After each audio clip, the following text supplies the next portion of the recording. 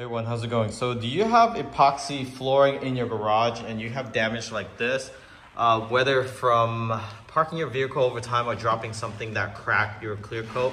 So you can see here, actually cracked into the concrete. So this concrete, the slab was polished before the application of the epoxy and then the flakes. So to repair this, you actually can do it yourself.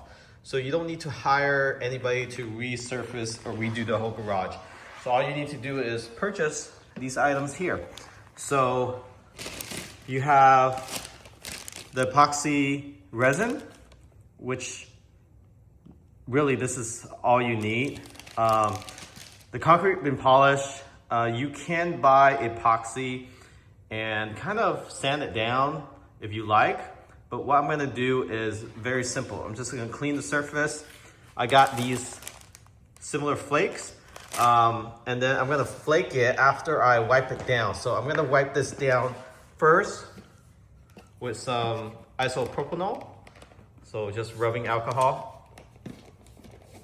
So this would dry a lot quicker before I put the actual clear coat down. So epoxy resin, that is. I'm just gonna give it a quick wipe there. And then let that air dry. Alcohol should dry within a few minutes.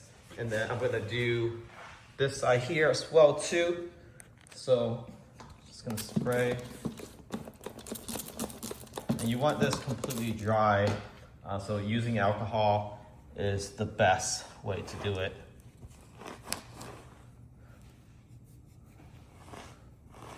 So yeah, just clean the surrounding area too,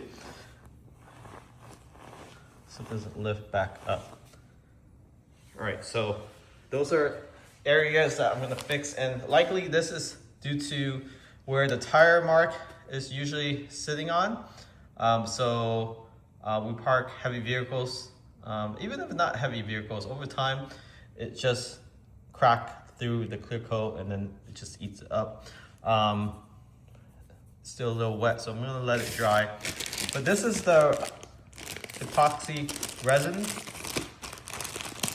Let me show you. I'm gonna post a link where you can find this too. Very affordable versus calling somebody to do it.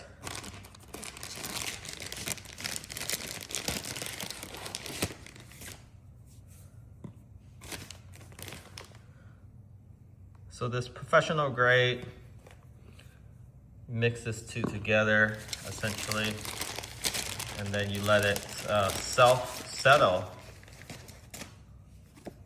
So this is the instruction. Working time up to 30 minutes. So you have 30 minutes to after you mix it to let it settle down. Before mixing, make sure the product and work area have temperature at least 73 degrees, so not too cold, not too hot. Make it mix better and eliminate bubble. So best time to do this is depending on where you live. So you want to keep it close to 73 as possible. Using 2 clean graduate mixing cup, dry of course. Definitely make sure it's dry as you can get bubbles. And measure 1 cup part.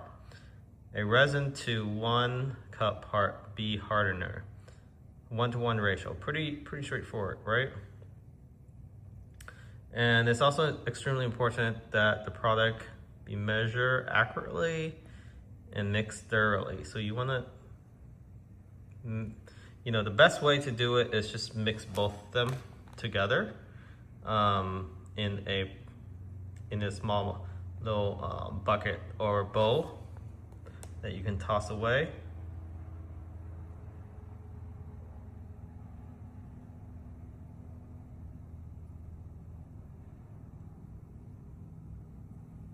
And it requires at least 12 hours, 48 hours that is, for fully solidify. So don't park in your vehicle, don't step on it, put some cones around so nobody step on these. Okay, so let's go ahead and mix this two together. Okay, so we got some gloves, got this small bucket here. So the hardener I'm gonna do, after I pour this one in, so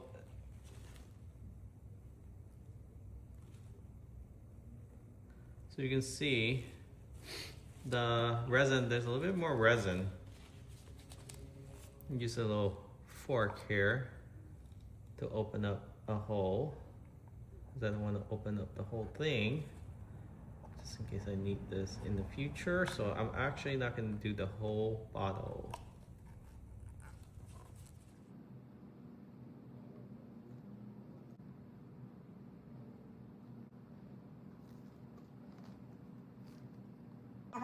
Close this up.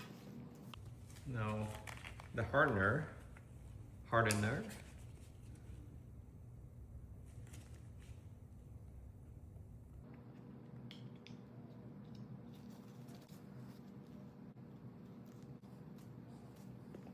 So you have 30 minutes or so before it solidifies. So just double check to make sure it's like half-half. I could have used a black marker to do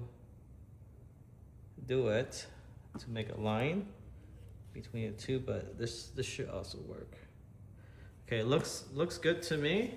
I'm gonna mix this up.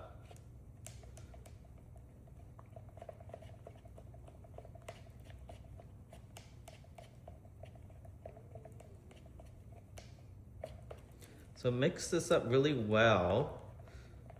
Make sure it's completely stir up. So you want to clockwise, counterclockwise. Again, getting a narrow bucket is ideal, not an actual bowl. And make sure you have good ventilation.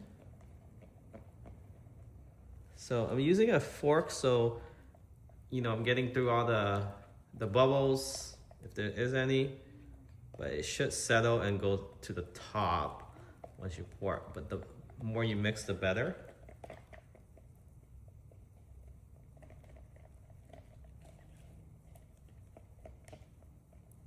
I can already see some of the bubble coming up, vaporizing. So let it sit there for a little bit and double check this. Yep, 50-50. And then I got some flakes here.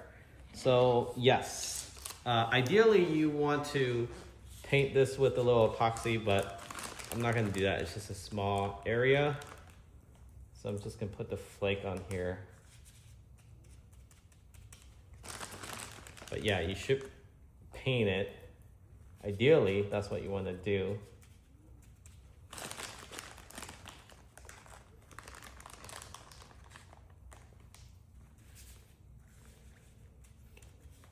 Just enough to fill the space. And you notice how it's kind of yellow? That's because the sun, when it hits epoxy, it turns yellow. There are better clear coat these days. This flooring is about maybe 10 years, almost 10 years. So that's usually the lifespan of epoxy flooring. So I'm gonna not fill it completely, just so that it still has that darkness to it. Doesn't completely look like a full patch. And then I'm gonna pour this on like so.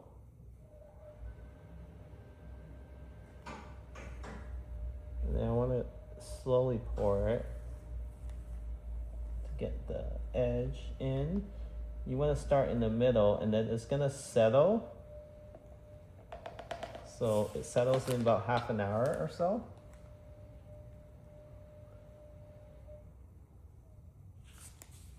Just leaking. Yeah. So you let it sit for about half an hour and it's done. So if you're interested in repairing yourself, link in the description of the video how to do it.